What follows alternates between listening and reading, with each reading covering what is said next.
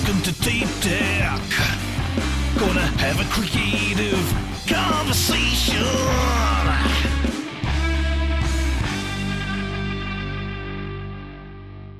Hello, welcome to Tape Deck, a podcast where I, artist-writer Declan Shelby, have a creative conversation, namely with a past or present collaborator in comics. My collab bro this episode is Stephen Mooney.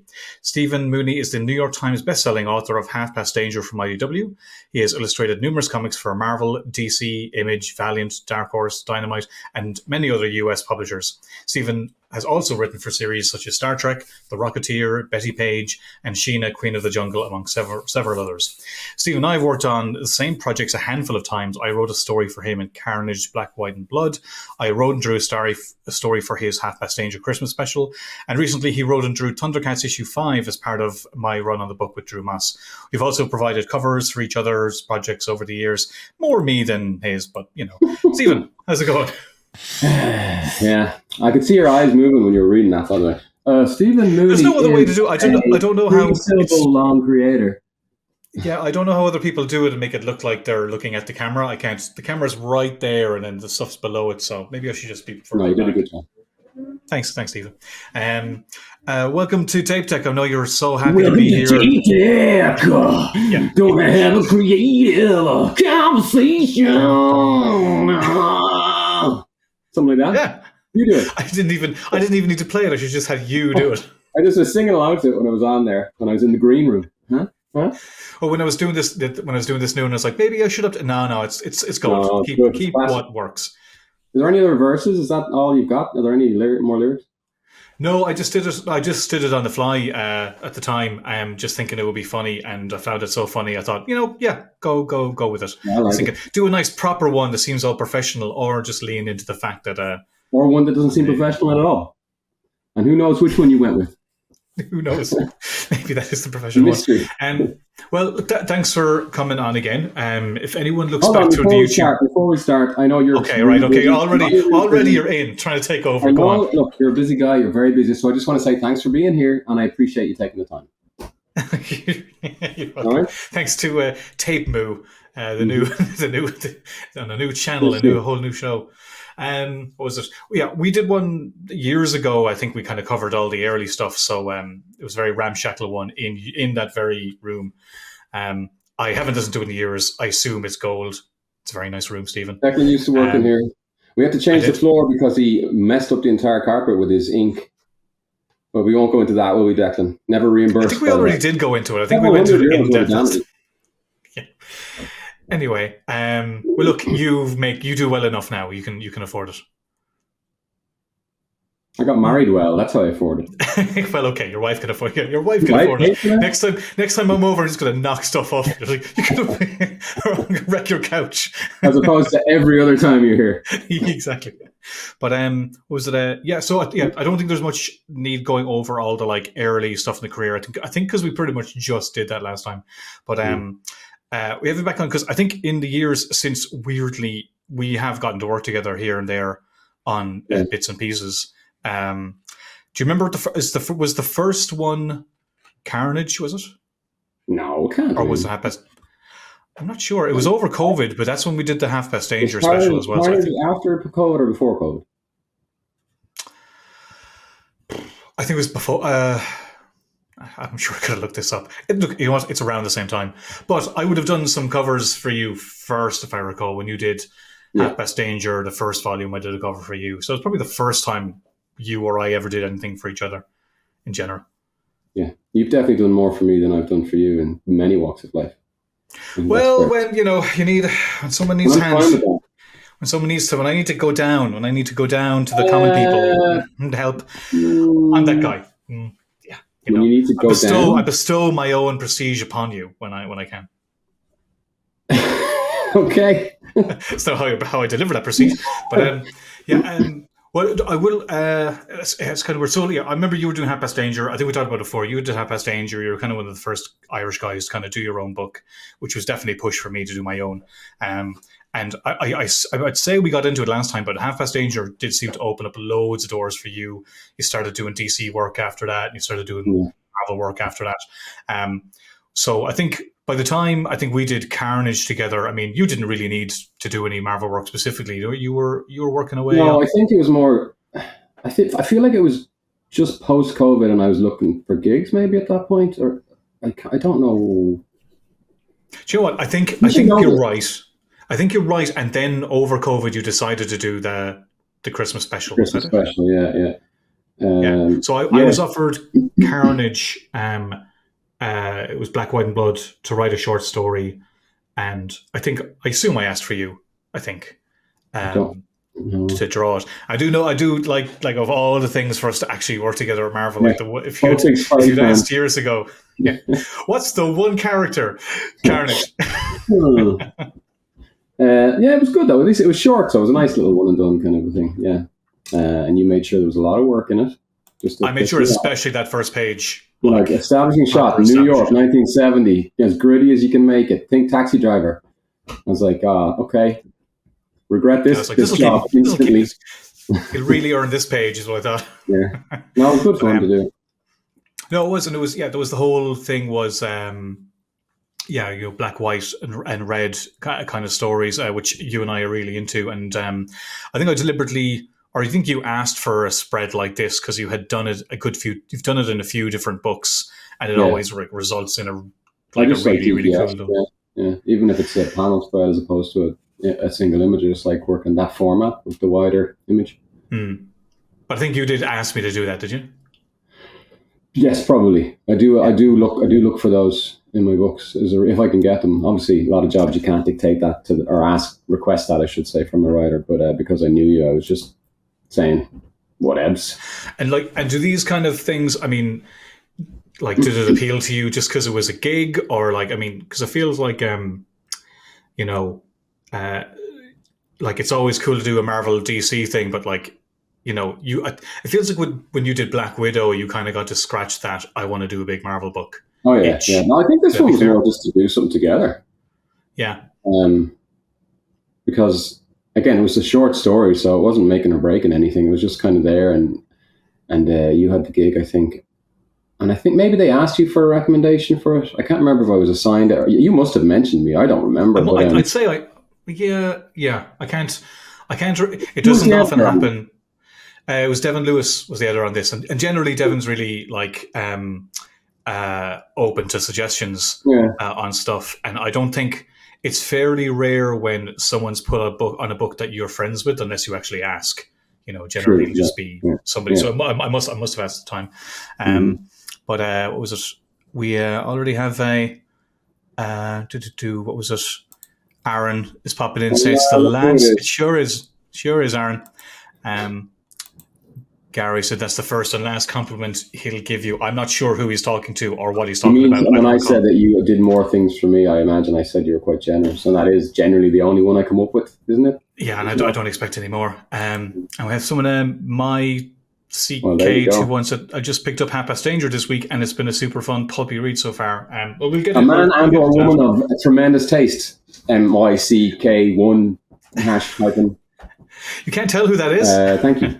That's the thing I'm definitely the happiest. So the Carnage thing was, I mean, it is really, really cool to get to do. Like, I mean, we were joking earlier, but like to do a Carnage story was pretty class. And yeah, we've been talking about doing something together for ages, and of course it ends up being like a work gig rather than something you'll end up actually doing yourself,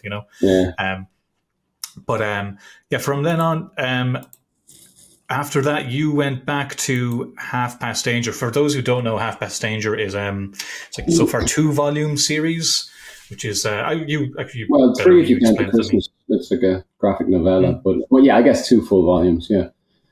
It's the series that the commenter just mentioned there. It's like a pulpy throwback action adventure kind of World War II meets. It's like what we used to call it, Indiana Jones meets Jurassic Park. Basically, it's Lost Valley of the Dinosaurs. It's quippy, incompetent male leads just kind of falling their way through a mission and hoping it turns out okay in the end. The stuff that I love to read and watch.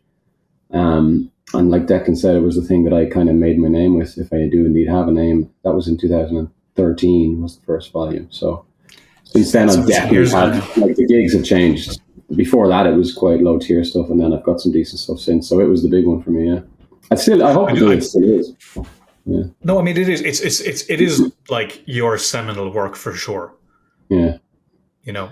I do remember at the time, it was a big risk. No, I don't say big risk, but like you did the whole thing off your own Pretty back risky. I had up to front. I didn't take any work for a year, so it was like. And you turned down a few gigs too. Yeah, I turned down gigs. Now, nothing that would be like not Batman or anything, but decent gigs. Like so, I did. I had decided I was taking that year, and I was gonna, if I could. I had never written before professionally, so that was the big scary part. I was relatively comfortable with the drawing at that stage, and then ironically enough, it turned out that the people almost I think liked the story most, although it's hard to know really, but which was reassuring.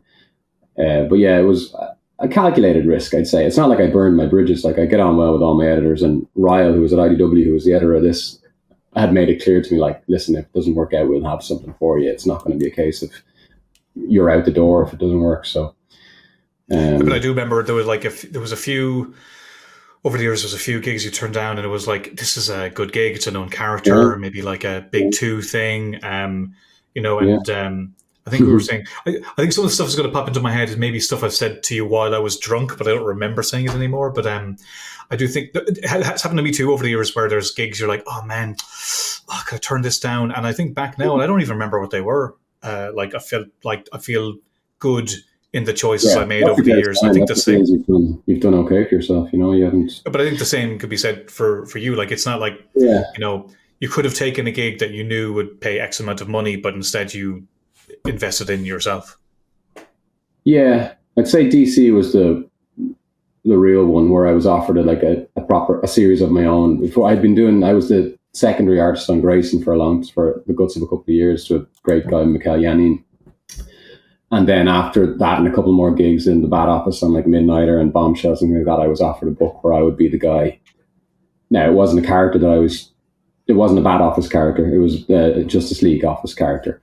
And but it was a great gig, and it was running at least 6 issues and hopefully 12 issues, so it was a proper series.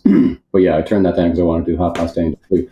So, well, who knows, trajectory-wise it could change, but I definitely don't regret doing the second Half Past Angel because I didn't have done the second one, I wouldn't have the Christmas one, and it wouldn't be stuff happening with the series now and this potential film and all sorts of things. Like, so it's, you make decisions, and you've had more of these than I have. But you make decisions that are big calls at the time, and you think it could be the end of everything, and then you look back in 5 or 10 years later, and you're like, "Well, it's just another Wednesday," But at the time, it seems like it's earth-shattering, career-ending stuff. But I guess I know I've gotten. I mean, any kind of big offer I've ever gotten on, I offered like I've asked you what you think, and then you just complained that I got a good offer. And then eventually, offering you these gigs that are just ridiculous. You haven't mentioned any of that. Do you tell people what those are? No. A-list character stuff. Yeah, well, I mean, I can't think of anything I didn't take, or I'm trying to remember back now. I don't know if it's the same. Huh? There was a couple of really cool ones. They weren't long form usually. They were usually maybe a one shot or like a couple of issues or something. There was, I don't think. There was the. I think it's bad form to say what they were because somebody else did get that gig and you don't want. Yeah, very true. But I would say in most cases I've ended up taking it, but it's like, oh, should I do this or that, and then I end up doing the second thing afterwards anyway. So it's never that big a deal. But whenever it does come your way, it is like such a like. I absolutely agonize over this stuff. Like, but you would be the, the most unbiased person I could ask, because while you are, you know me, you're also not invested in my happiness. So your well-being. I feel like I'll get an honest answer out of you. Yeah, it's a fair comment. But so you did. I remember. So you did. Oh man, over 10 years ago, you did Half Past Angel Volume 1, and then you got a good few like work for hire stuff, and then it was Half Past Angel 2. Do you remember when that came out? 2018.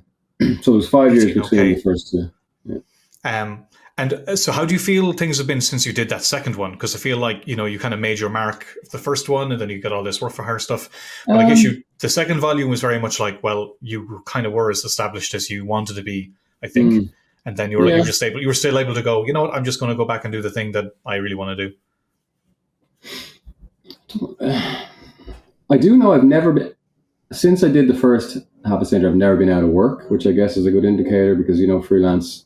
I remember we'd go a couple of early days, you'd go between two gigs, it could be 2 months or 3 months, and it was like, will I ever work again? Like terror sweat time. Like, should I start? It used to drive me mad though, because I'd ask what you were doing next, and you're like, I don't know. I'm like, would you not like reach out? And you're like, I'll reach out when I'm finished. Like, so I was always more worried than you were. Like, because I wasn't concerned. It never went long enough that it would be the end of the world. But I'm just, my point being, since the first half past century, I've never really had to contend with that, thankfully. So that to me indicates that it was obviously the right thing to do, and it's still far and away the work that I'm happiest with. Even though you could argue maybe there's better artwork and some maybe Dead Hand or something, people like the art and that. Like maybe you could argue that there's some better work there. But to me, I'll always default to the half past danger stuff, and I'm looking to do more now. I have a book, obviously a new book that I'm going to finish up to whatever extent.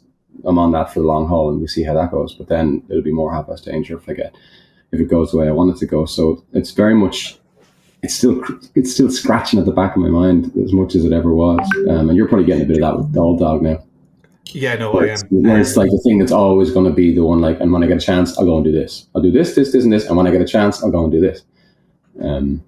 You might not necessarily make as much money on it as you would on an A-lister or whatever gig, but you get that much more satisfaction. That's what I feel like anyway. I can't remember what your actual question was. Me neither. I remember when I did Injection, and I was like, it was so great to work on something that I owned and like the level of control over it and everything. I remember you saying to me, like, it's not the same until you do your own book. And I was like, whatever, Grandpa, but now that I haven't done it, now that I've done it though, I see what you mean. Like it's to have something that's completely just, born out of your own brain, for better or worse. And like, I think similarly to how you do half past danger, when, I won't say when you're able, but like when the timing is right. When the opportunity arises, yeah. Yeah, like, because I mean, I'm trying to think, like, what would have, you're working on Free Agents now, so you can't do half past danger, but now once you're not doing Free Agents, I don't see you doing like a Batman thing or I'm not looking for anything thing. In between. I mean, if somebody threw, like, Batman's the one really, but like, we're all the same with Batman. If somebody comes to you, Batman, you just do Batman. But I'm not at the level like where they're throwing Batman stories at me. I'm like a rung or two just below that, which is, perfectly fine. But if you offered like a Daredevil, you would think about it for sure. But I mean, the character that I was offered, say, at DC would have been that kind of level. But sure. I did turn it down at that stage, so I don't know. I think having that thing that's yours means that like you don't need to take a gig, which True. I think sometimes can kind of maybe hurt your career. Sometimes, not that we often have the kind of you don't really have the power to like pick and choose every single gig you do. You just kind of come what comes along, and you may end up having a very kind of wobbly career. But like because now not now, for the last 10 years you've had your own thing. If if worse comes to worse, like if you're offered something that you didn't like, you wouldn't just take it for the money. It makes more sense for you just to go back and do your, which is amazing. It's amazing to I was talking to Nick, you're familiar with Nick Roach, something along the same lines of like it's such a great thing to have that kind of thing where you can go back and not like take something because you have to take it necessarily. Yeah. But, so when Half Past Danger 2 ended, what have you been doing since? I'm trying to think what was taking up most of your time. Children, well, Black Widow was in there for a year. Dead Hand was straight after an Image book I did with Kyle Higgins called The Dead Hand, a sci-fi noir kind of a book. That was a year after. That was the first year after Half Past Danger 2, and then I got hired for Black Widow off the back of Dead Hand. I described that as a kind of a spy-fi book, maybe? Yeah, that used to be what I used to call it, till some chancer took the name off me, so now I don't say it so much. I genuinely don't remember you ever saying that. I don't know, it sounds like a Deck thing to me. It sounds like pretty sweet. Oh, it's true, it's true.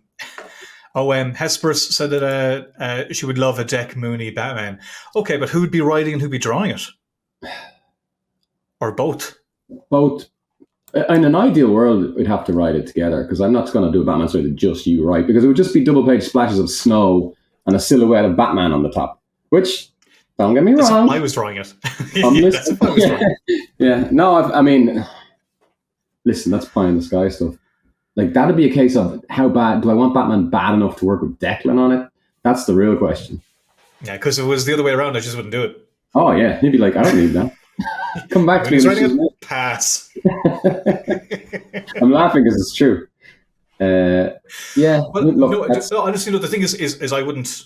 I'd write a Batman thing if you wanted to drop it. Like we both have the same thing where it's like writing and drawing a Batman thing is like bucket list for both of us.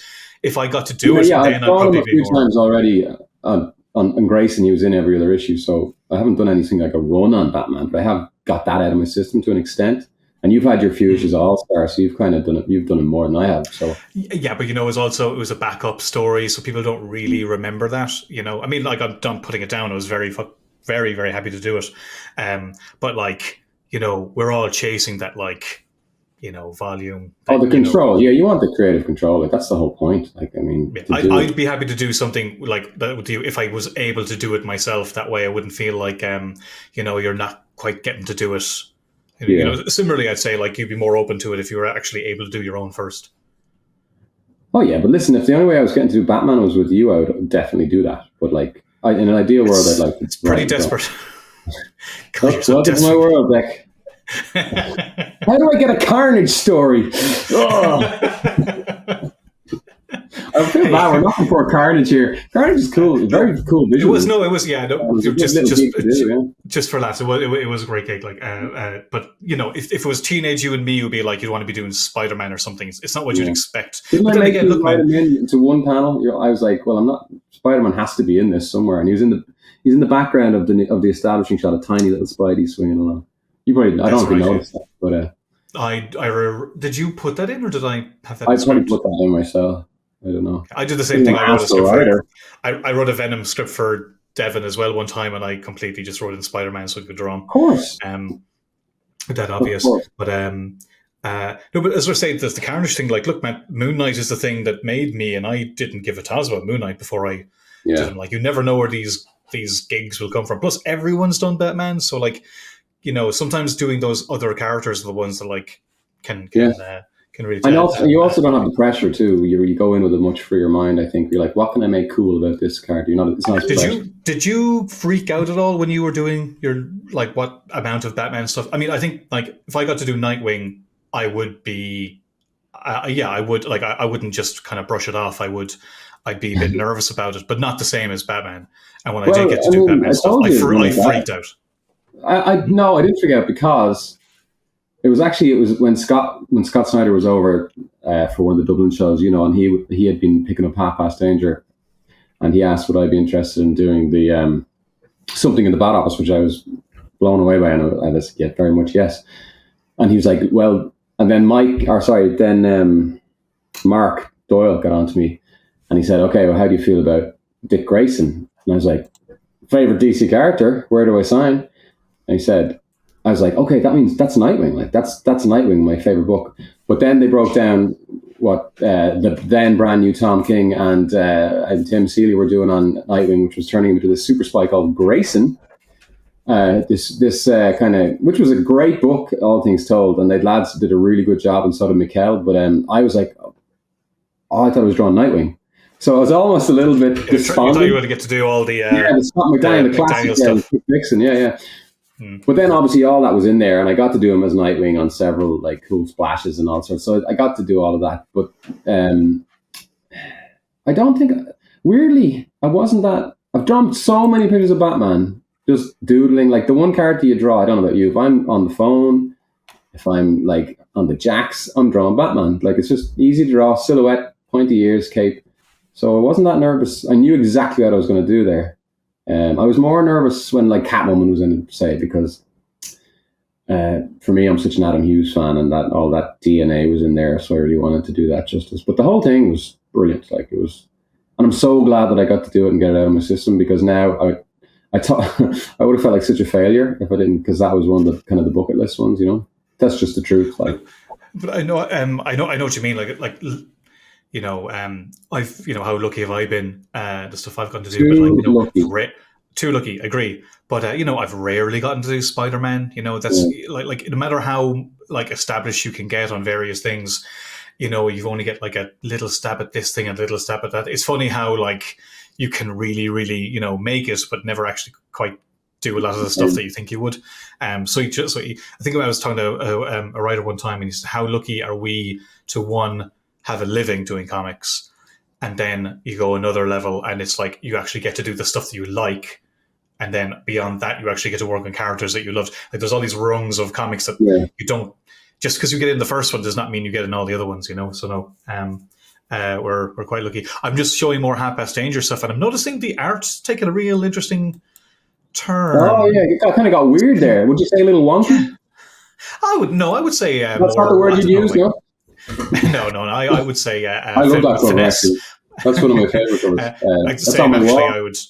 I think technically I can draw better, but I think that would be the best one. Like even this one, I did one for your second volume, half-past danger, and I don't think I really hit it as well as I could have. But we do have a story here. This is for the half-past danger Christmas special that you did during COVID. So that was a really fun thing, and I'm basically copying you with my old dog thing at the moment. Or let's say paying homage. I'm paying homage to you. I don't think I invented the anthology, but I'll take it. What made you want to do this? Well, as you know, we needed work. Everyone was pencils down at that stage, which is how I managed to rope everybody in, really. And there's the whole, you're doing it now with Old Dog and your anthology that's about to come out, I believe, in September. There's a really cool aspect of your comic is enough of a real life thing that other people can work on it and expand that universe. And then it just blossoms into this entity it's almost more alive, because not just you're not the only one working on it. It becomes it shouldn't be more real when other people do it, but for some reason it is, because I guess people just think it warrants their time to work on your property, which is just so cool. And then seeing all you guys, all the Irish guys and girls obviously worked on this one, which was the aim of it, to rope everybody in and kind of get their takes on the characters. Because in Ireland, plus everybody like was established too in their field. Yeah, If you'd done this years and years ago, we'd all been starting out. But Chris and Will and me and Nick, all the careers. Yeah. And which is again is another thing we never really stopped to think that we've actually, to an extent, all made it. Like when we all started out the same kind of time. But anyway, this one, it was great to see other people playing with my toys and just get their interpretations of the characters. And then I let a few people write, like you wrote your own story. I think, wait, are you the only one who, besides me, who wrote your own story? I think you are. No, Nick wrote his own. Oh, yeah, because it's basically a David Bowie story. Classic Nick. Yeah. So the brief on this is, right, what, about David Bowie? Yes, Nick. Great story, though.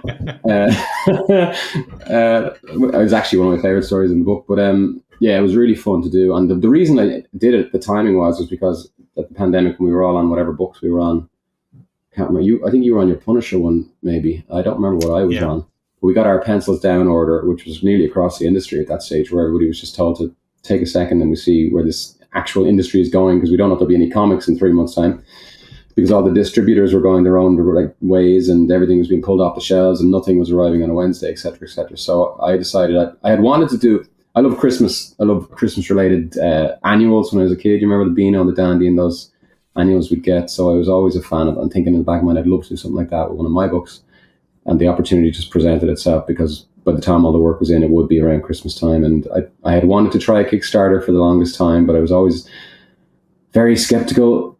Initially, it was for bad reasons. I was like, well, is this just begging being on Kickstarter? I remember talking to you years and years ago. You're like, people are asking people for money on this thing. But then I realized you're providing a service for that money. It's the same as asking somebody to put $10 down in the store, and you're getting a 64-page book, which is actually better value than a lot of the books you get in stores these days. We had talked about, before you were doing this, but like the idea of doing Kickstarter stuff, and I think it was kind of on the similar mind of views, like, that should be used for people who don't have the connections that we would have over the years. It seems, like you said, it seems like begging for money. But then when you need money, then all of a sudden things change. Completely changed. I couldn't tell you what that was. But it was a great. It was. I mean, the culture has changed for sure since then. Clearly you can put something like this together. Now you could have done it through IDW, but also the nice thing about it was from you, and it's definitely different. Having done a couple myself since too, it's a different experience. I don't know if I do a whole comic. You did. It was a good experience. Well, that's the thing. Well, I did the same. It's the same length as your one. You didn't kickstart this new one. What are you talking about? So no, it isn't. Yeah, I guess I was thinking like if I do a third series, like because you see the GI Joe thing now, it's making crazy money, and it's Kickstarter is obviously that avenue for niche products that people are willing to pay good money for to get their hands on something that won't necessarily be available in a widespread way in the store. So then there's part of me is like, well, one part of me is like, it could really do well on Kickstarter if I did say the third series as a straight hardcover, the whole like 200 pages, and charge decent money for it and sell it that way. But then the other side of me is like, imagine posting a hardcover in the current climate around the world. You probably pay more for the postage than you would for the product, and I just can't. Plus, you've already established those collections are hardcovers because the first two are. Oh yeah, you couldn't for the third one anyway. So yeah, it's a tough one, but it's definitely an interesting, good reward tiers. Thank you. I appreciate it. Mentioning that there was good reward tiers on that Kickstarter. I remember there was. Declan's one was funny when she was referring to. Yeah, we won't go into that. So it was fun to do it, and it was more Half Past Danger, and it's a nice little graphic novella, and working with your mates is always fun. Most people were all on time, mostly. I won't name any names. Jamie. Don't apply. It wasn't me. No, you were on time. You did your own and you got it in, and Tree coloured the hell out of it. Just to be clear, we're not naming names because that implies it was me, but it wasn't me. It wasn't. I said Jamie under my breath. I don't know if you heard. Let me just make that clear. Jamie. Okay. Tian. James Tian. But what was it? And I will say, like, I'll admit it was actually really nice to kind of like, I'd read the book and, I'd been there when you were making the whole thing. So then to actually work on a story that, like you said, flesh things out a little bit. That's what I'm currently enjoying about the Old Dog thing is seeing other people, who you admire, which I assume is how you felt, build out your world a little bit more. It's really cool, and it was really cool to work on. I can't remember why it was Ishii I did, but I think everybody else claimed. I think it was just whatever characters were available, and he was left, and you took him. Well, it was Irish was doing the narration, the voiceover, and you wanted to write Irish because apparently you wrote him in my voice, which is the funniest. Listening to him, I was like, "All right, Mr. Luthor, jam on whiskey." I says drinking whiskey, but it was very enlightening to read. I was like, "This is what you think I talk like, or think like." With me, Mooney, me walk now. Yeah, fair. But no, it was great. I actually really liked the story you did. I thought it was some of your... Yeah, me too. Like I just took what there was, but like getting to draw ninja action is always cool. And I don't think I'd worked with Trina before, who colors the series. I don't think I had at that stage, no. And she's beautiful. So lovely. It looks great. So no, it was just and I think like you said, because it was pencils down at the time, it was just nice to be able to just like sink your hooks into a story that I'd like to say I would have gotten paid for, but it's a whole other matter. Mooney's got to put those kids of his in shoes, but no, but it was. I know, yeah. Oh, that's not true. I didn't pay Will either. I didn't pay the big ones. Because you did one page. Was it 2 pages? What he did? Yeah, just about, Dick. Just about. Okay. And he asked me to take the panel count down, remember? He's like, too many panels on that page. Will Sliney don't get out of bed for less than 3 panels a day. I was like, all right, superstar. Oh, I see how it is. Yeah. But no, it was. I think it was for myself just nice to have something to work on when it was all pencils down and things were a little bit shady. So you did actually kind of give a lot of us lads something to kind of sink our teeth into for a while. You're welcome, Dick. Yeah, right. I still would. It'd be nice to be paid. But anyway, that was great to work on. But things changed kind of around that time too. Is that like you've done loads of writing since this just came out. I have your Rocketeer. The third one is coming out in July as well. Yeah, is it? The first issue. The first issue. The first issue of the third one, not the collection. Gotcha, yeah, this is the trade. Because I've written so much Rocketeer now, it's more than Dave Stevens wrote a Rocketeer, which is wrong on so many levels. Take that, Dave Stevens. Yeah. Where is he now? Dead. Kind of pulpy character. Jesus. His sister could be watching this. Okay, well, I'll take it back. I retract all comments regarding the estate of Dave Stevens. No, they're lovely people, actually. Jennifer Stevens, she's lovely.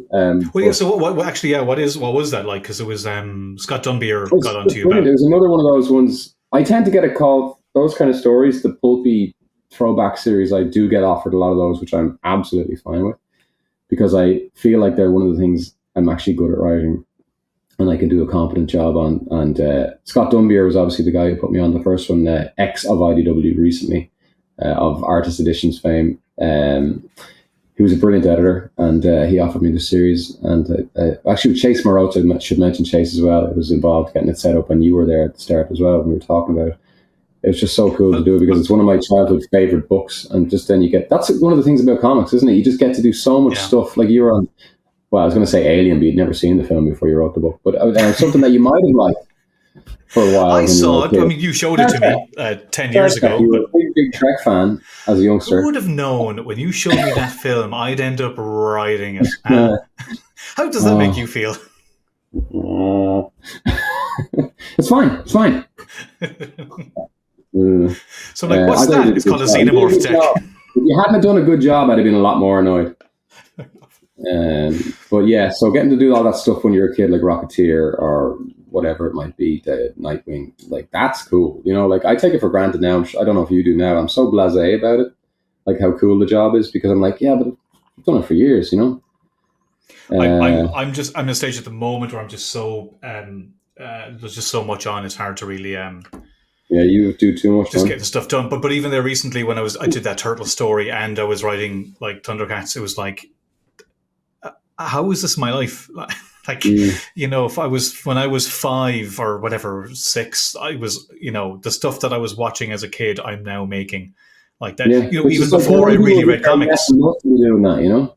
Sorry, I said how many people would give their left nut to be doing that? But like, it's such a dream. I'm actually making somewhat of a living at it. That's the key, of course. You know. Yeah. So no, I don't take for granted all. But do you?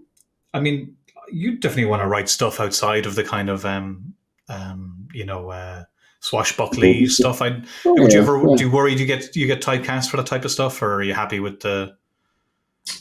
I am now. I've never thought about it before. Thanks for bringing that up. No, I like it's different. It's weird. You get hired for a thing that you're like, you know, if you're known for doing horror stuff, writing or drawing, that's what you get hired for. You know, if you're known for doing like action or superheroes, that's what happens. So I mean, so you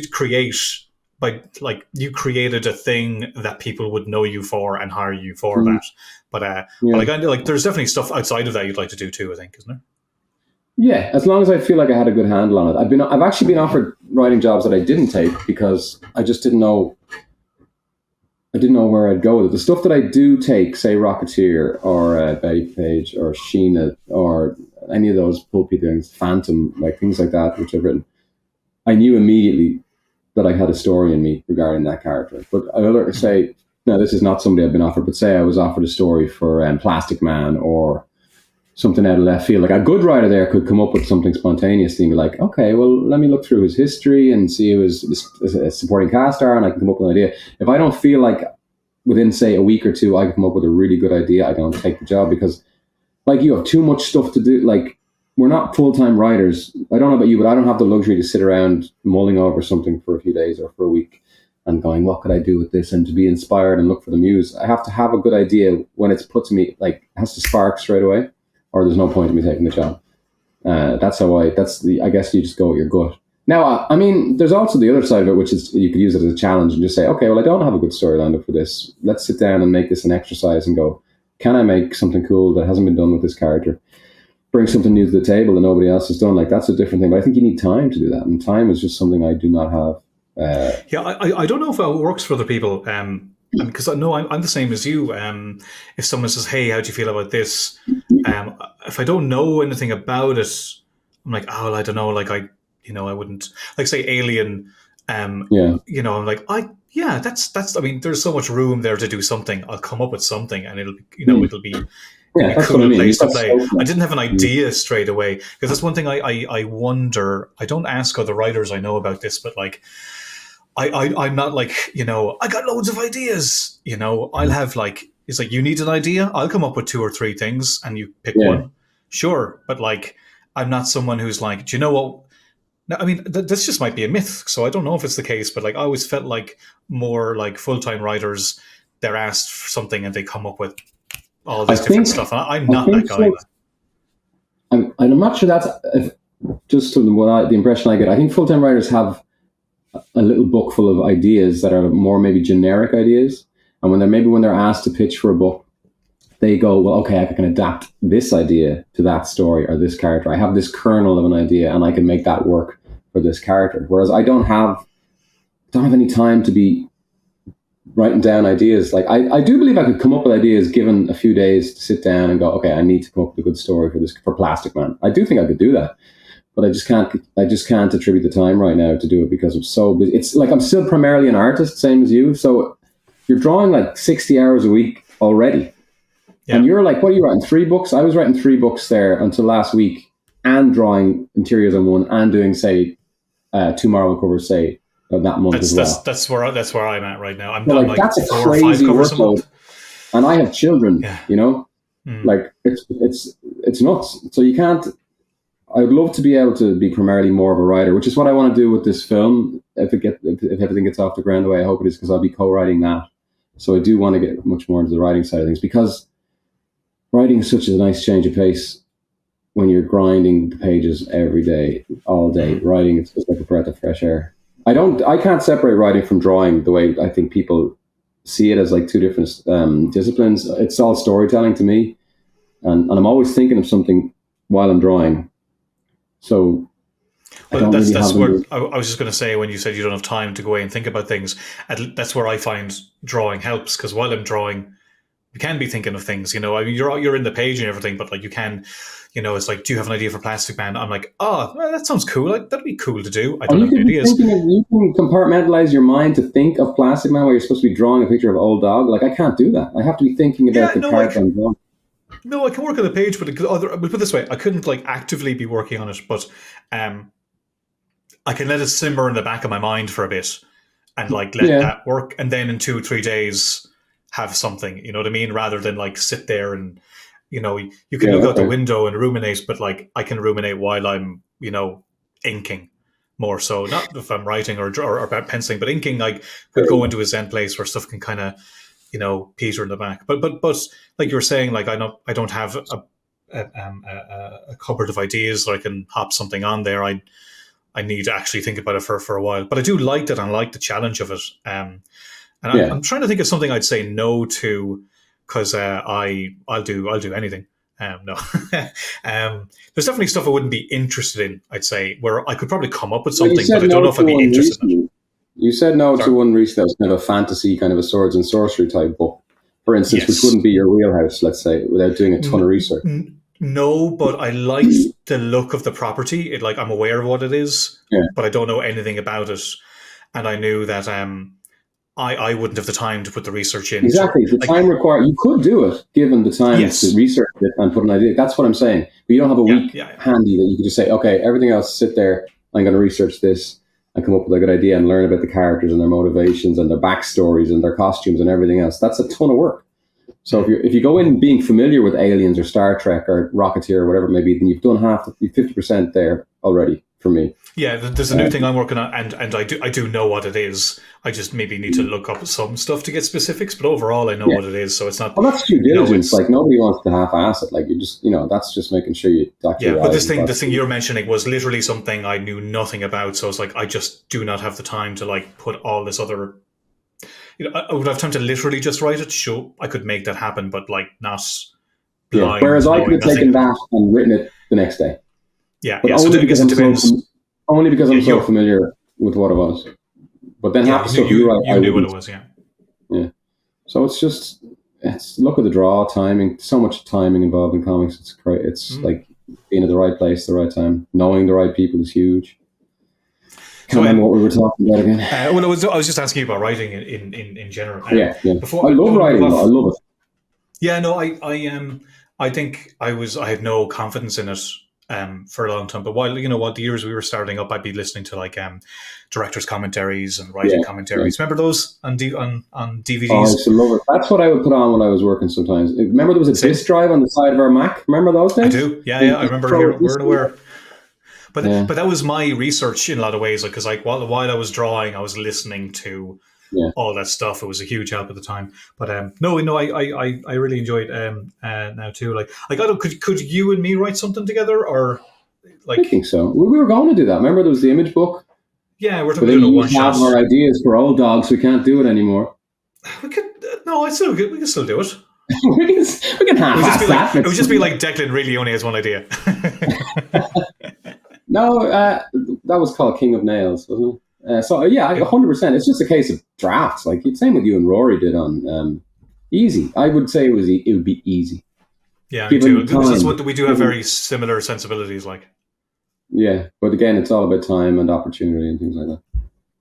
but Plus, you don't need me to be on unless it's a case of helping out with the workload. Like, you know what I mean? You're getting those gigs anyway, so which is great. But I mean, you bounce off a ton of ideas off me, so there's no point in paying me to do something when I'm giving you this stuff for free. It's quite true. Plus, I mean, it sounds bad. It doesn't sound bad, but it's like if you and me did a book writing wise, I'd probably get more attention than was deserved. Story of my life, Dick.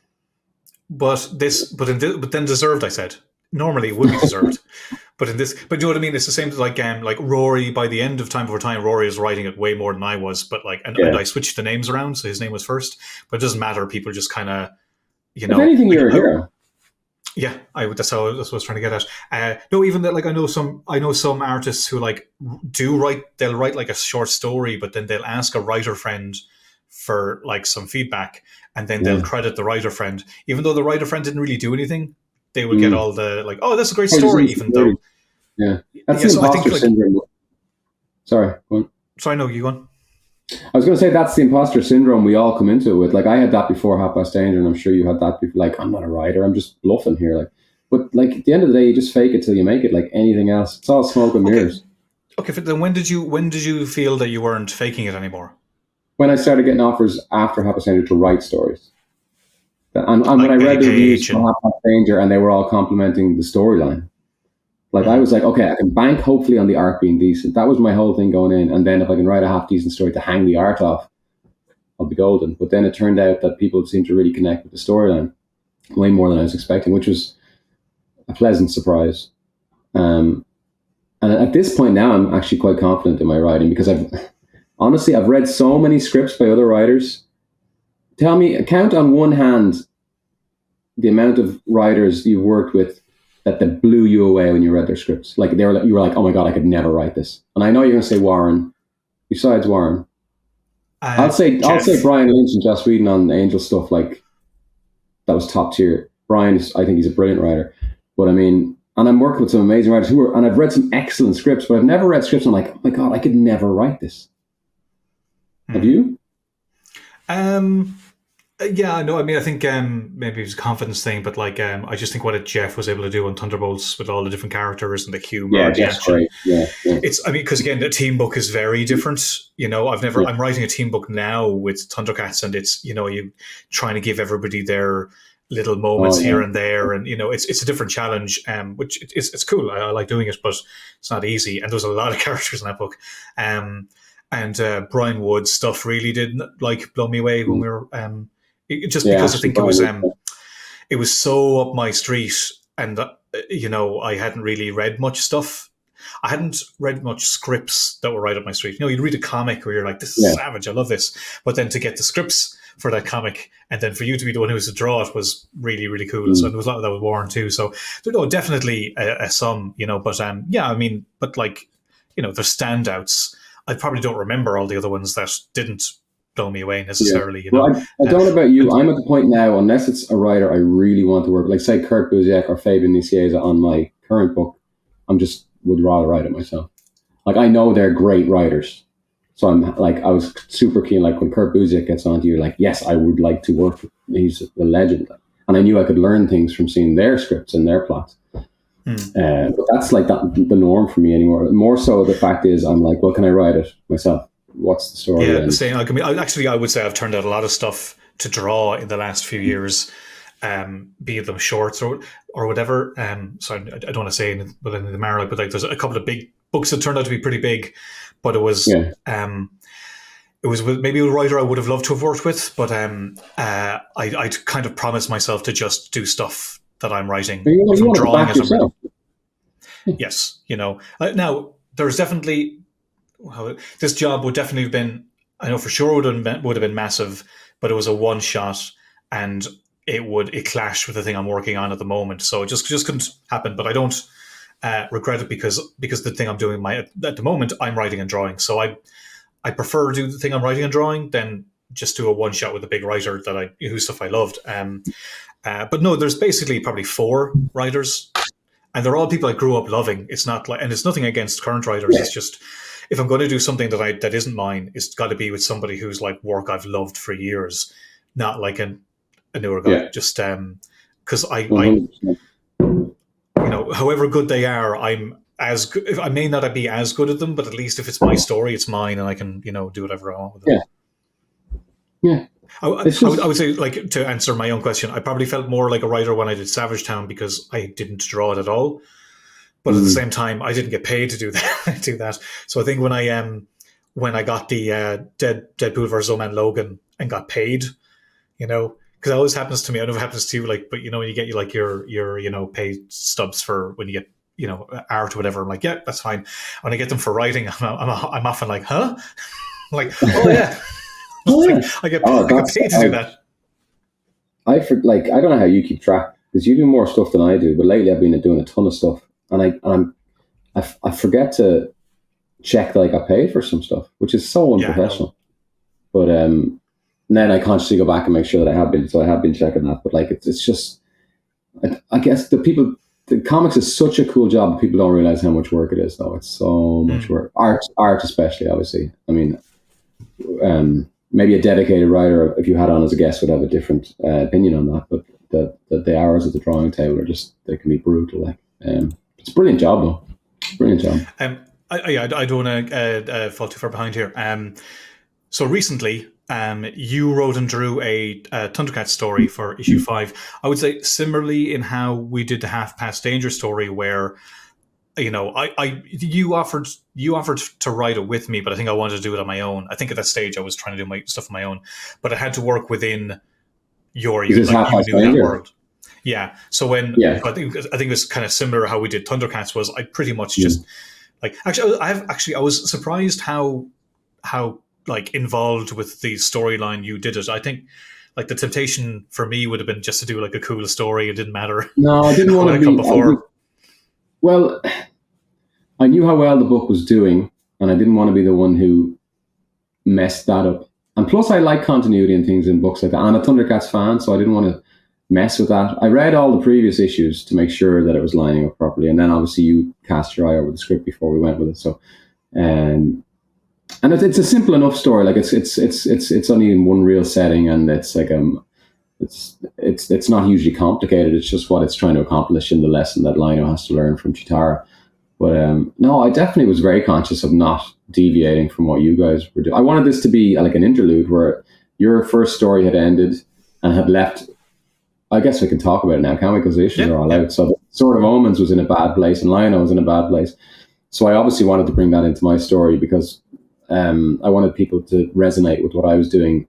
And as much as I wanted my own story, I wanted to be part of the team and to make sure that I was, playing the game and to leave it in a nice spot for you just to take it, like it was wide open then for you, because I knew where you wanted to go exactly after the fact. So you made it easy enough to do it. Really, it wasn't a tough gig.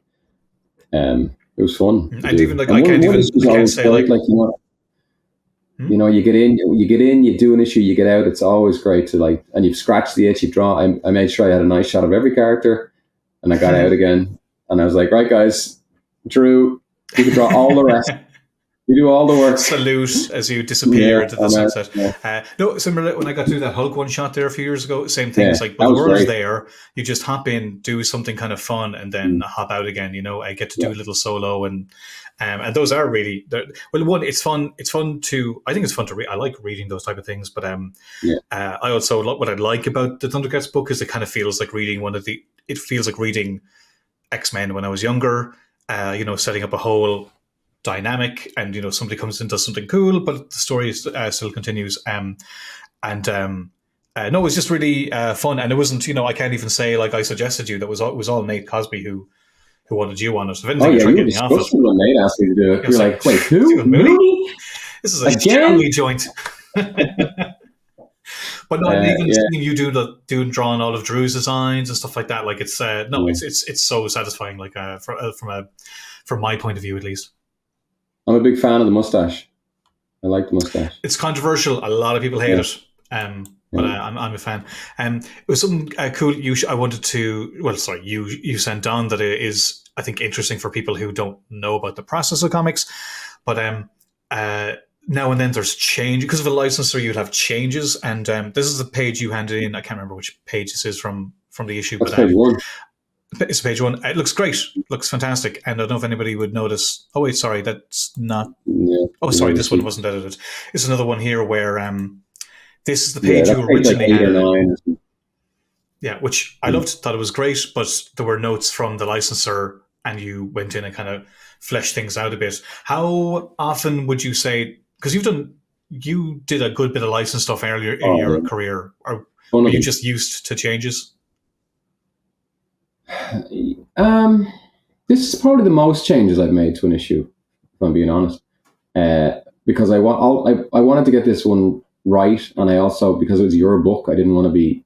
I put a bit more effort into it because it's your book than if it was somebody I didn't like. I always try and be professional, but these changes were somewhat optional from yourself and Nate, so I still felt like I should go the extra mile and try and do it. And I saw the point. The licensor's point was, if you go back to the previous one, there's this series of character splashes where Lino is ruminating over what the characters think about him and what he thinks about them. And I had just used this device in comics where we kind of cut them off at the waist and put him outside the border of the panel to make it clear that he wasn't part of the image that's behind him, which is Panthro doing his way to her. But they they thought it was a little bit groiny on Lino, and when you look down, it's like his little thunder peepee is like, it is kind of pointy there. So I was like, okay, I can see the point there. And also there was quite a bit of dialogue on these splashes. So Nate had thought it would be clearer if it was made clear that Chitara was actually next to him at the time while speaking, but she does have I had these as coloured captions in the script where, to me, you'd know who's speaking from the different coloured captions, but Nate's not a big fan of that device, which is fair enough. So we just went back, and then I just added Chitara on each page, and I fleshed, like you can see Lino's groin becomes his waist and his legs, his lower legs, which isn't a huge change to do. It's just it's not even annoying. It's just it's fiddly. But I think it was worth doing. It is annoying, but if it's justified, you'll let it go. Yeah, no, I thought the reasons were fine. Yeah. And I felt bad for you because, Drew doesn't really have that much changes, but I think there's something to your work because it feels more realistic, that people look at it more realistic. I think if something's a bit more, for lack of a phrase, animated. You can get away with a lot more in a cartoony style, that's for sure. Because whereas look at all the detail and the muscles, and I think people a will person can identify a mistake a lot quicker when it's something that's supposed to look like something they would recognize. So that's when you get it. It's my own fault. There's another example. Actually, now that you do that, there's a mad tangent there between the bottom of Lino and that billowing smoke cloud, which actually, if you go cycle through the two. Oh right, is it his right chin? on the cloud there? No, this smoke. It's just a tangent on the area of his whatever you want to call it, his thunder groin. It's just, I just noticed it there. It's you could say it's minimal stuff. Oh, it's done now. But it's an interesting one because you see the before and after basically. So drawing the full figures of Chitara was that took a couple hours a piece. So I was like, But then at the end of the day, if it makes the book better. Oh, they check every page, let alone every issue. Hesperus is asking if they ask each issue. Yeah, every cover, every page. And I will say Warner Brothers, they check every script, but I would say they're actually fairly hands-off. That's why I was so surprised that they had more notes than others. But again, I can kind of see why. Sorry? I was the first one to screw it up, basically. yeah, that's it. But no, now now and then there'll be a little note here, but some licensors are very hands-on. I think Star Wars is pretty known to be fairly hands-on, depending on what it is. I'm trying to Alien when I worked on that. That was, I had some notes on mine, but covers very light. It's not that big a deal. It's different when you're doing whole pages, but yeah. Hesperus was also asking, when you write, do you ever draw in your scripts or just fully trust your artist? I would never. I don't even ask them to draw specific things. I just trust the artist because I know as an artist, no artist wants to get a script with the writer dictating what you're drawing.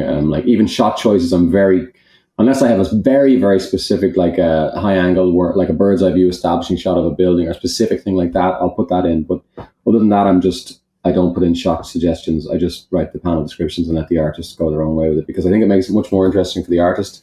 And I don't want a writer to give me a script dictating things to me. I think that's the artist's job. So yeah, I very much leave it open to interpretation. Yeah.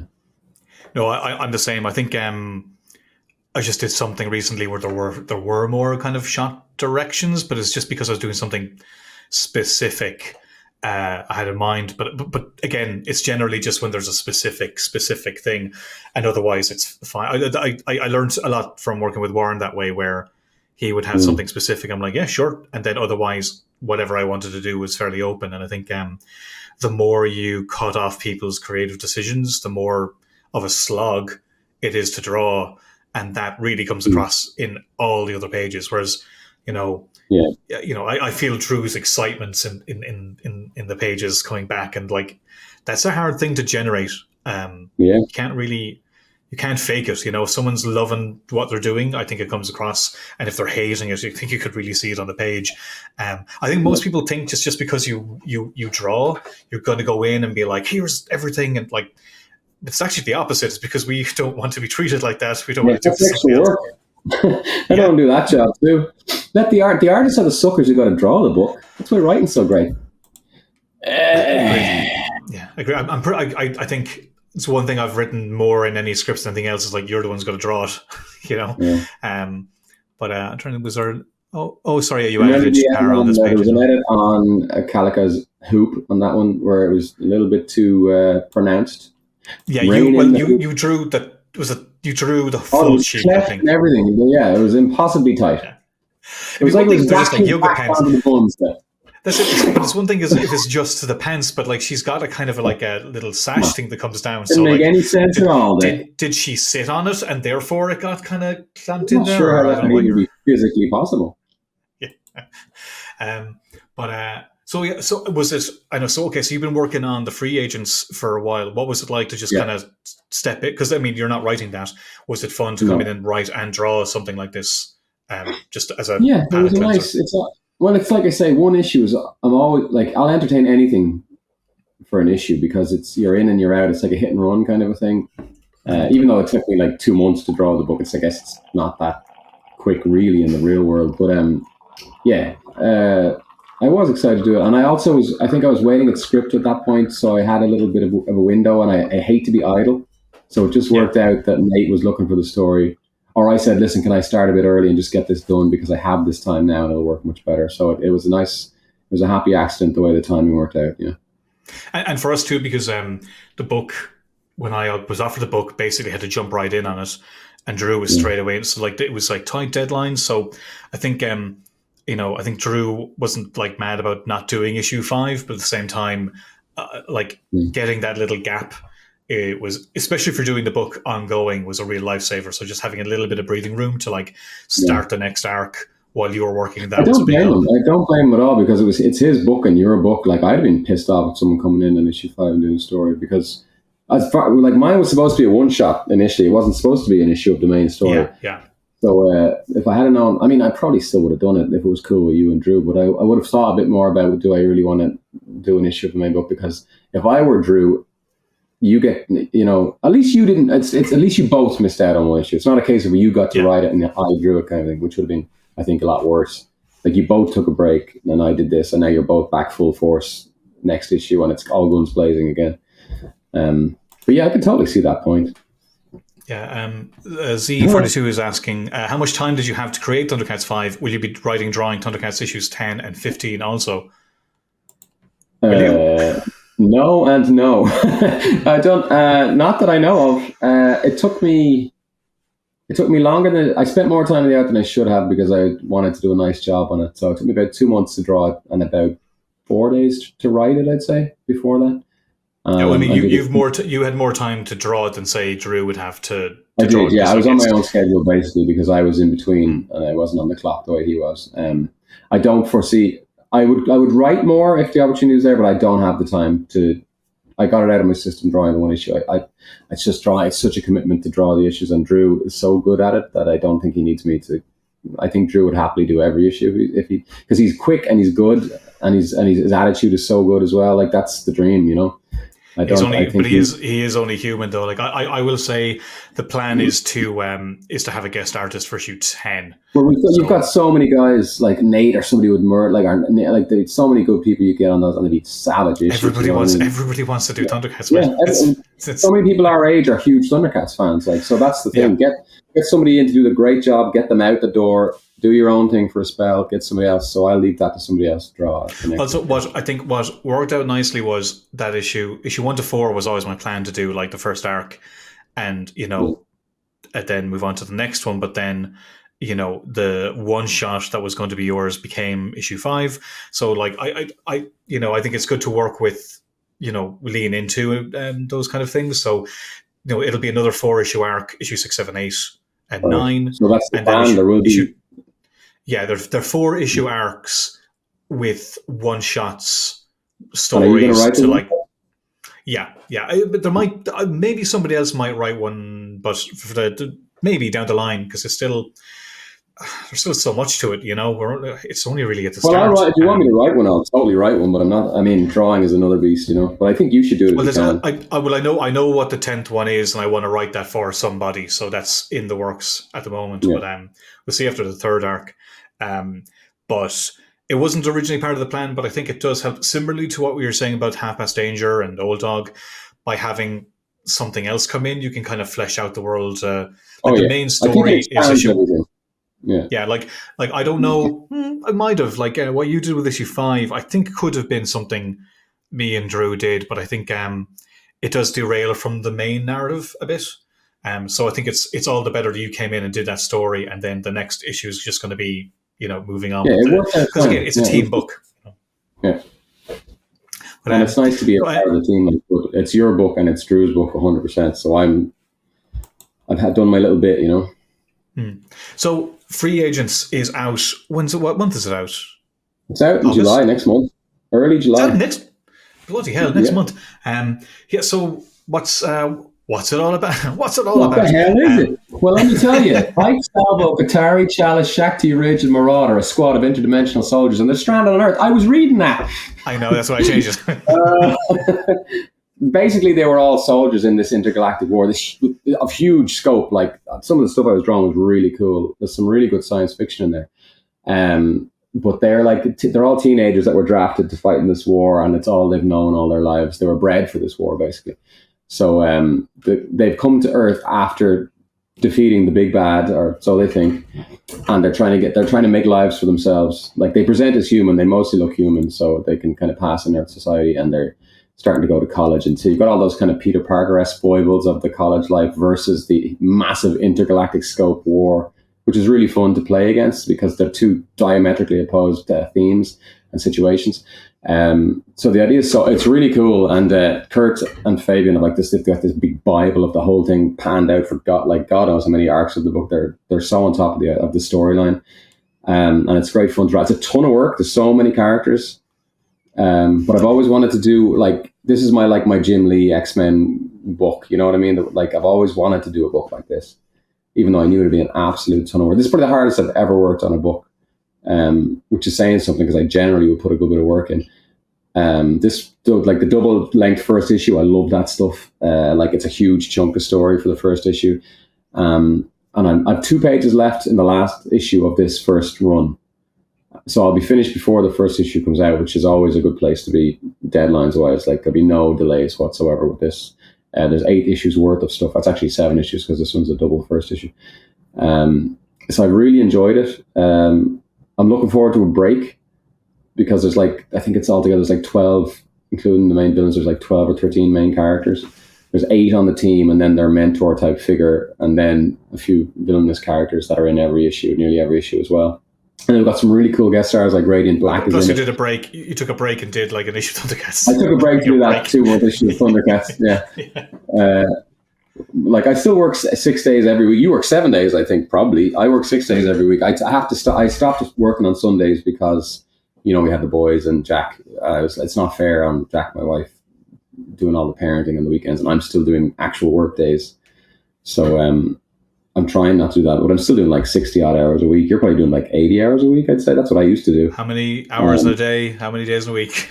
I think I realized that my next month is going to be hell. But I will say I will try and take a weekend here and there. Like I'll come up with Dublin or something. I go mad otherwise. Yeah. But how did this come about? How did it even come about? Like, did you know Kurt or? It came about because Kurt has a slew of books at Image, and they were reprinting like Aerosmith, and they were putting out new volumes of that, and they were putting out new volumes of Astro City, and I think there was talk of him doing a new book to go with this line of books. So this was the idea that he wanted to do, and Eric, he asked Eric Stevenson for artist recommendations, and Eric recommended me. I'm assuming off the back of The Dead Hand, that my last Image book. I was pleasantly surprised that Eric recommended me, and Kurt got on to me like, and I was like, I'm a big fan obviously of Kurt Busiek, like anyone our age, like from Thunderbolts and everything back in the 90s, like really, really top tier superhero books.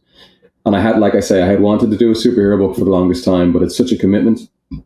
But the fact that we were going to own this book, like if we did it at Marvel or DC, obviously it would belong to them. And I'd love to do a team book at Marvel someday or DC, like down the line, maybe, who knows. But this one was, it presented itself at the right time. I was just coming off of another book. I was about to finish drawing the first Rocketeer book, which I drew as well as writing. And it just worked out, the stars aligned. And then I found out that Fabian would be helping out with the script as well at Kurt, and I was a massive fan of Fabian's writing in the 90s as well. His X-Force book with Greg Capullo was like one of the seminal books for me in comics, and this has a lot of that DNA in there. Like if I was gonna compare any team, it would be X-Force from the 90s. So it's so cool to work on it, even though it's so much work, it's very rewarding work. And like I say, all the issues are drawn now, so there'd be no problem with it coming out. So I just checked there. I wasn't 100% sure, but the first issue of X-Men I ever got was written by Fabian. Yeah, he's like a ton of that stuff. Changed my life. Executioner, I think he was on Extinction Agenda to some extent. Executioner's Song, all that stuff. Like he was involved in all those crossovers. Probably the one with the weird looking phalanx stuff. I don't know if he was on those. Maybe that was Scott Covenant, of course. That winner. But all the stuff we were all in on as teenagers, you know. So like, there's loads of that DNA in there. Like I was giggling drawing some of that stuff. Like it's really evident, and Kurt is so good at that stuff too. With his JLA. There's something to be said for like how much of that stuff is being channeled right now between things like Thundercats and I mean the cynical thing is like superheroes. Yeah, totally, they're big, right? So we're hoping we can latch on to a bit of that as well. You say that, but there's no way to have known that at the time. Like I was saying with Thundercats, like I thought, oh, that'll do well. I didn't know there was any kind. I completely underappreciated how. You know how much people wanted to kind of like dive back into that type of stuff, and it feels to me that Free Agents is like it's an original piece of work, but it has that same kind of. It has all that in its DNA for sure. Like it's got elements of all those 90s superhero books, 100%. But like it's also very much its own animal, and there's a lot of really nice original science fiction. Like, there's a lot of science fiction in it, which I didn't realize going in. I thought it was more of a straight superhero book, but a lot of science fiction in there that I had to like kind of. Like world building and design elements, which is like, you have to think about that. You showed me the inks months ago, man, and Jesus, like, there's so much work. Like, why? Oh, you know that guy. And also, yes, I did a cover, the obligatory Shalvey cover that nobody very wanted. Very nice cover, and they wanted you. That wasn't me. Like going, I'll get Declan. The lads were like, "Do you think Declan would like doing?" And I was like, "No." Excuse me, I'm a little busy. What you said, Mooney? Pass. And Tree as well. Yeah. So, and I should say, Trina's coloring me on this one again, and she's so good. Like, that's actually not the final version of those colors, because Tree did a really nice job. That's Superstar in the middle, but we have a version where he's in his more recognizable costume colors. So we have that one as well. I think that might be the one they're going to go with. But Tree did a really nice job on that one. She's doing such a good job on all the stuff. I look for her in everything I'm doing these days. But I mean, that's again. Could you have imagined years ago you'd be doing like a whole original team with? Yeah, look at the names on the top of that title: Busiek, Nicieza, Mooney. You're gonna gag when you get to that point. And Comic Craft, even I've always wanted to work with Comic Craft. They're unbelievably good, like with the logos and the lettering and everything. Tyler is the name of our guy. He's brilliant. Like really, like everyone's top tier. Let's just say, you know, I know it's up in the air, like, but let's say if you do more for your agents or not, but let's just say you do more or you don't do more. Like, what's we're hoping to do more. Well, let's just, I mean, I'm not suggesting you know, wouldn't or whatever, but, you know, is this what you want to do from now on? Or are there other things you want to, like, you know, I want to write and draw stuff, but I definitely want to write stuff too. Are you in the same bracket? Like, would you be happy to, you know, draw this and write on this and do it? Like, I assume you want to do more Half Past Danger as well. Well, no, I mean, if I'm picking one project, it's Half Past Danger. No question. Like, no hesitation. The problem is it's not as easy to live off Half Past Danger because it's not as commercial maybe as superhero stuff or the work for hire stuff. But if I can get the Half Past Danger thing to where I want it to be and that'd be my main gig, that would be perfect for me. And I could do like a series every few years in Half Past Danger. But I'd always want to be writing for other people because it's so cool to do it. And it's like I'm getting pages in from Stas Johnson on the new Rocketeer season. They're so good. Like they're so much better than my pages were. And I was like, this guy is amazing, and he should be drawing this book. That kind of stuff is so gratifying, you know. I'm sure you know exactly what I'm talking about. But then I could never imagine not drawing a book again. Like it's like breathing, you know what I mean? It'd be like it was so weird. I get that sometimes. Like, which do you prefer? You know, writing or I go drawing. Yeah, like I really like writing, but drawing is the zen like that's the thing that I just can. That's what we grew up wanting to do. Drawing is gravy on top, you know. That's the bonus that comes with it. But like, in my mind, I'm an artist who writes, not a writer who draws. You know. Yeah, so that's why I always say artist writer as opposed to writer artist because I art grad hashtag art grad. I just think of art first, you know. Yeah. There's news about some Half Past Danger animated feature. What's going on there? The movie, yeah. Well, it's in the very early stages with an Irish studio called Studio Mala from Ireland here. Their stuff is unbelievably good. I'm really excited about it. Now, it's very, very early days. We've just figured out the option and like I say, I'll be involved in the writing, which was a big deal for me. When we were doing the deal, I really wanted that to be part of the deal where I'd get to co-write any screenplay and learn out. They have an amazing head screenwriter there called Shane, and he's going to show me some of the ropes and like even just formatting screenplays and things, which I've never really attempted that, and I'd love to learn the ropes there. Are you a little? Would you have a little? What we were saying earlier on, the imposter syndrome with it, or is it just like no? Because it's Half Past Danger, and I feel like I know it.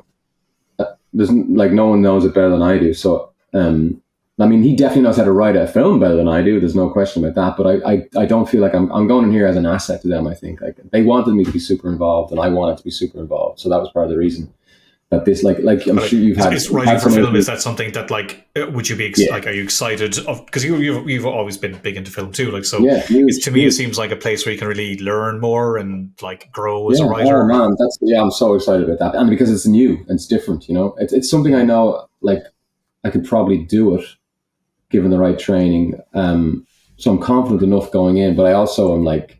It's the new fancy thing that I'd love to take a stab. Movies have always like comics and movies are always hand in hand for me. Oh, thank you. That's congratulating Mooney. I thought I'd be nice. Yeah, I'm excited too. I really appreciate it. Stas is fantastic, Gary. Yeah.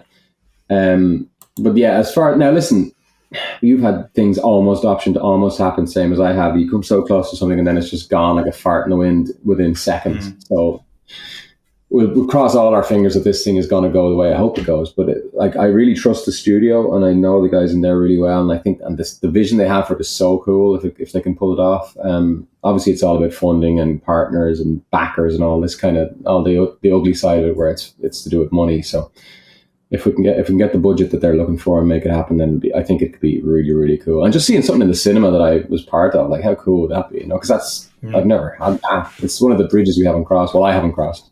You kind of had a bit of that with Moonlight, but again, it's Marvel's property. No, you're right. I mean, it is Marvel, but like I did have that moment where the thing I drew popped up on screen, and I was in the cinema to watch it. Like I wouldn't have thought that would have been a big deal, but I did feel myself kind of hop in my seat, which isn't really I don't really have big reactions in a cinema. I like Jamie would be crying next to me, but still, that I did notice. If you're not going to react to that, like, what are we doing? You know, like that's. I mean, I'm cynical, but I'm not that cynical. That's another level of crazy. So and even if the film doesn't work, it doesn't make any money or doesn't come out, I'd still have to say I really, really want to do more. I mean, I've done more. I have written a lot more that people haven't seen yet, and I've drawn some pages that people haven't seen yet. So that's once Free Agents, however long that runs, is done, I'll be coming back to Half Past Danger, barring any offers on Batman. Basically. And is Half Past Danger 3, is that the last one, or would you do more? Or? No. I mean, it wraps up the current overarching storyline nicely enough, but I mean, if it kept going, I have loads more. Everyone doesn't die. Really? You more past 3? I thought 3 was always... I didn't, and then I was writing 3, and I got to the end of 3, and I realized it was just opening up so many cool places that people could go from there. Like, it was just... I was like, okay, well, I know what happens in the 4th one if that happens, and probably the 5th one if that happens. So, like, you know. Okay, would you step back and let somebody else draw it? No chance. Like, not even on the radar. I do it. Either I do it or it doesn't get done. Basically. Yeah, no, I know what you mean, because I can't do a script and the art for Half Past Danger. It's the story, like it's it. It's a lot of work, though, and you mean it's how many more pages? I mean, look, you're you're not 80 years old. The third one is like 200 pages. 200, but it's about one. Well, it's more like 190 something. Yeah. So what's that? 6 issues or 6 big issues? Yeah. Okay. I mean, fair play. Look, I'm not suggesting you should or anything like that. Like, because I just know, I know you have other stuff you'd like to do, but like, I guess then would the thing be the problem you would is always draw? The problem is I couldn't live with myself if I didn't at least finish the first storyline, because it's like I'm satisfied with a lot of the work I do, that I've done it to a very professional level and I've done the best job that I can, but I'm not hugely proud of a lot of the stuff that I've done. For whatever reason, probably a weird, I don't know, psychological thing, but I'm proud of Half Past Danger. Like, I feel like it represents what I can do and what I'm capable of doing, and and I'm in a lucky position where I've saved a bit of money now, and if I had to take another year off to do Half Past Danger and not make any profit on it, I probably still would do that. As irresponsible as that is, and as crazy as that is, I would probably do it, because I've done so much in the last year and saved most of that, money. Like, so, like, we don't you've done so much that like is a job and you're happy and professional and everything, but like there's not stuff. Stuff. And I'm similar myself, but I do get, having done Old Dog, I do get it, like the level of personal satisfaction. Yeah, is it the best book in the world? Who knows? Like, and maybe it's a terrible, who knows? But the fact you I think it's definitely one of the best things you've done.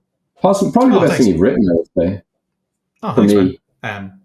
Well, but I didn't mean I wasn't fishing there. I just meant like you and me. You're always fishing, Dick.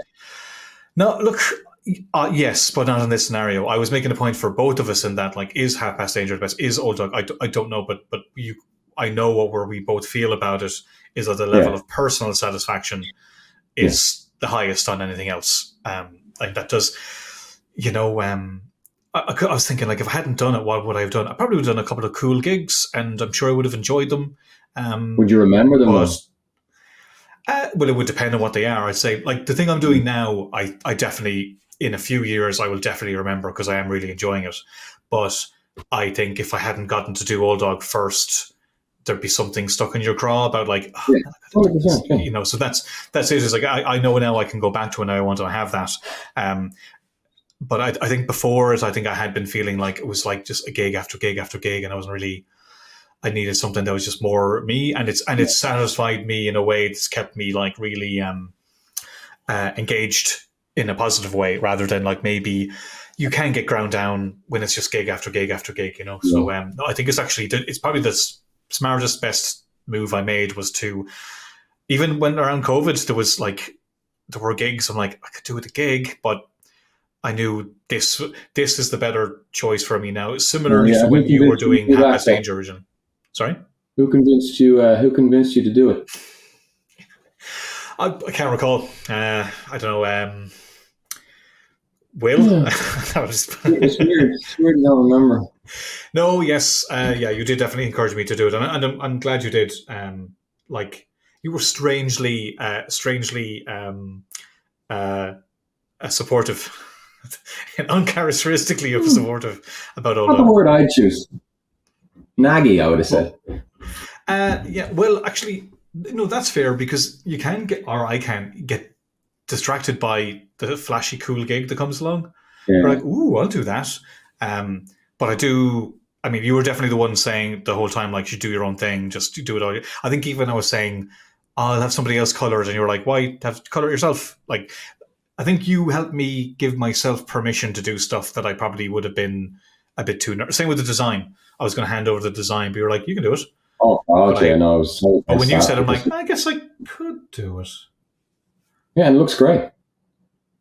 That's all right. So I was right. You were not wrong. I'll go that far.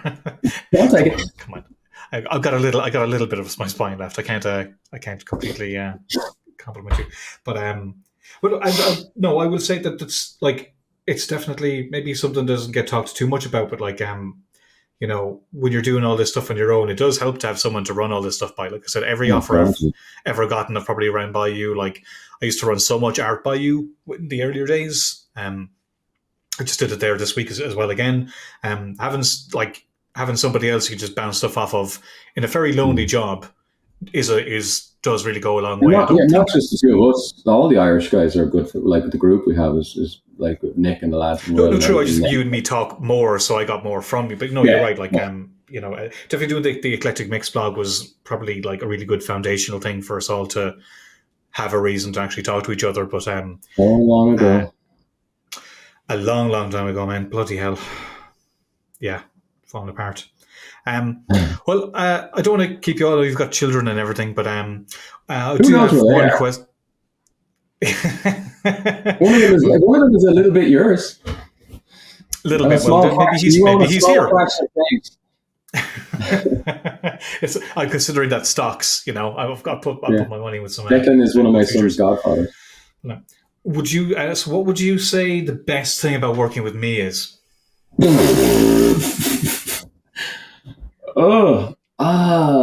And that's all we've got time for. The best I know. thing. I know. I do. I am curious. Are there people who are the people? Maybe I shouldn't ask. Are there some people you'd like to work with writing wise? Are there people like drawing wise for artists, for writers? Are there artists you'd like to write for? Oh yeah, tons. I mean, I don't have it in me to think outside the box though, like to big, like to people I would never. I was thinking about this the other day. The only way I see myself, like obviously the big one for me is Stuart Immonen, but he's on a break, a career break, and he's had his fill to an extent from what I hear. But he's like, to me, he's the guy. Like I think like if I feel like the only shot I might realistically, if Marvel decided to do an Indiana Jones book, say, and never use that license, I feel like I actually might be, like, I'd get invited to pitch for that maybe because of all the other ones I've done. Plenty of audition for it. I'm basically the guy who writes those books at the moment. So I feel like I'd get invited and I know I could nail that if I got it. And then you could really start going pie in the sky because it would be the budget there. That'd be imminent for me. There's so many brilliant artists. It's like, people give out sometimes, you see on message boards and online about people saying comics aren't as good as these. For me, the art in comics now, every year it's better. I feel like the general state of comic art is incredible. I feel like so... And there's people coming up as well who are on... Yeah, like 12-year-olds from China who can draw rings around you. You're like, oh my God, fuck off. That's not allowed. He's too good. Hobble him right now.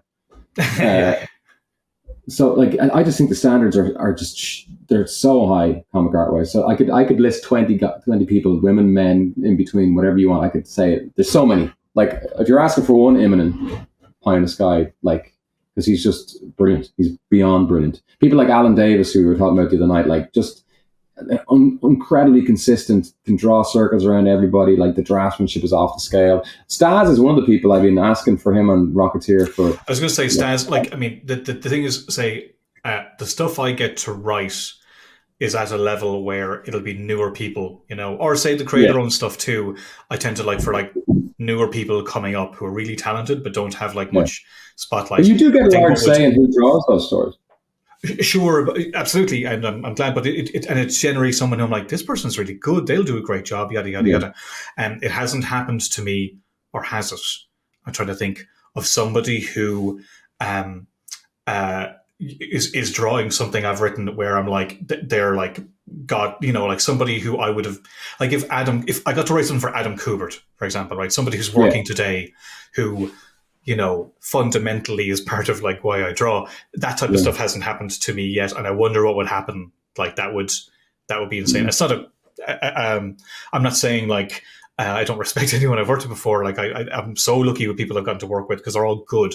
But I think I would kind of freak out if somebody, you know, someone who you looked up to as a kid.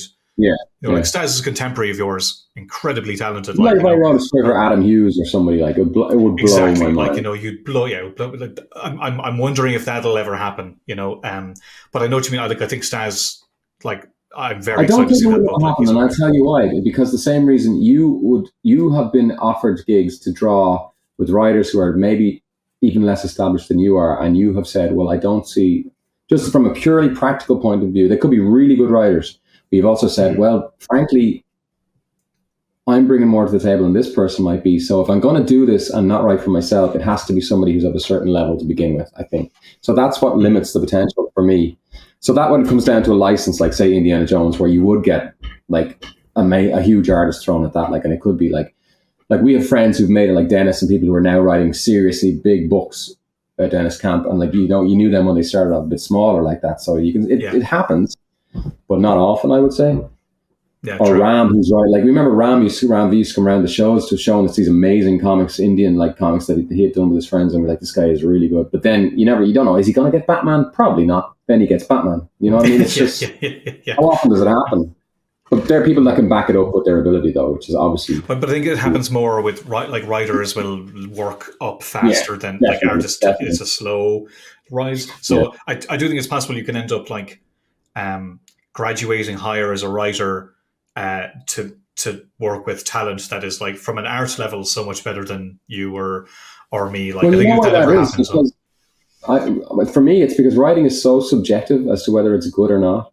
Whereas art, you can objectively look at a page and you or I would know if it was well drawn or not. Like, style can take you so far, but if there's not enough nuts and bolts and know-how and draftsmanship in there.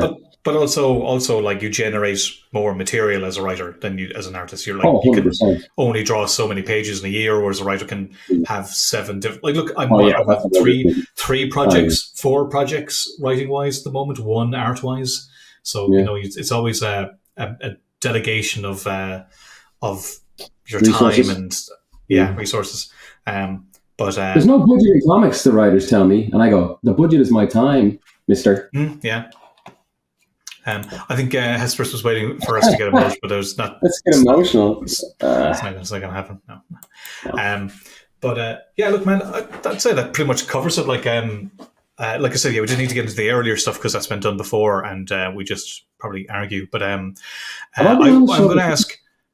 Sorry, have I been on the show before?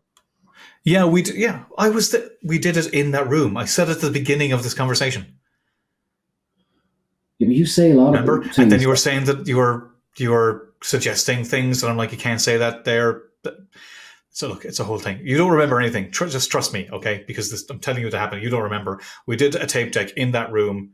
It wasn't video one. It was just audio. Remember, I brought a microphone to your house, and then you got things wrong about a certain person, and I had to correct you, and then we argued. It does sound like me.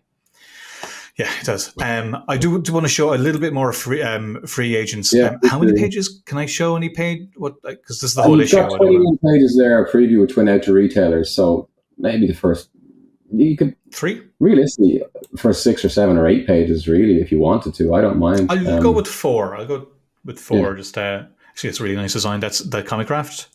That's Comic Craft. Tyler, you can see he's probably there somewhere. Tyler Smith. Tyler Smith. Yeah, looks nice.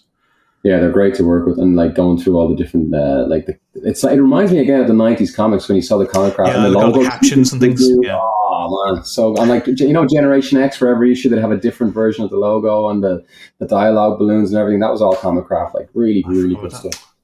Yeah, good times. Yeah, I remember you showed me the inks for this. I was like, oh my god, insane. Couldn't do yourself any favors with that texture and that big rock guy. No, I regretted it straight away. So these aren't online yet or anything, are they? I don't think so. I'll leave it at that. I won't go any further than that. But yeah, man, I'm already all the work, and I have to say, Trina stuff, like she's on fire. Trina now, nailed it. Yeah. It's fun to do. All right, look. Yeah, I'll leave it at that because it's been an hour and a half. I'm sure those children are gone. They're not there anymore. You have to explain that. That's anyone's guess. I assume they're in bed. All right. Well, thanks everyone for coming along, and thanks for all the questions. Yeah, we had some questions. This wasn't as argumentative as I was expecting it to be. So, you want me to start an argument? No. I think we're okay. We don't have. Would it be another hour? I think easy. Yeah. Thanks for coming along, man, and look, thanks for like. Well, listen, like I said, thanks for taking the time because I know how busy you are, and I'm glad that you took the time. And thanks for coming on. Yeah, you're very welcome. All right. No, I really appreciate it. Right. I'm sure you do. Let's enjoy Jameson products, and we'll all have a little. You should get sponsorship. We'll have a good time. That's what I'm trying. That's what I'm going for. Tape deck #. Sponsorship.